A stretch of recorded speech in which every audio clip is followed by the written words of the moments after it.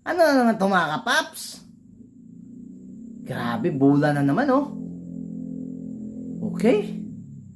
Pinalubo ang bula na to. Alright, ito na mga kapaps.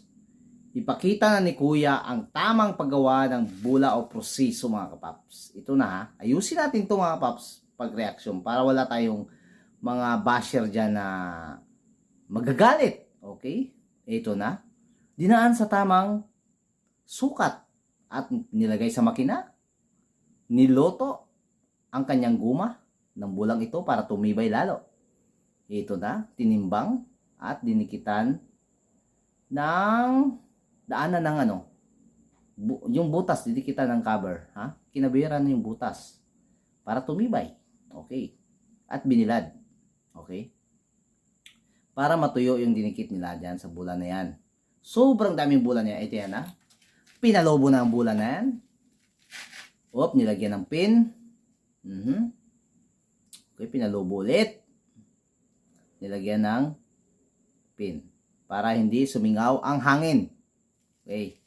Ito na mga paps, magandang bilog ng bula. Nilagay sa butas at pinaikot-ikot-ikot. Ito may hangin po ito siya, kaya siya umiikot-ikot mga kapaps. May hangin yan, kaya umikot-ikot-ikot yan. So ito na, may lumalabas na parang dagta na sobrang madikit-dikit. At habang ito umikot-ikot at dinikitan ito ng dinikitan ng parang dagta. Okay.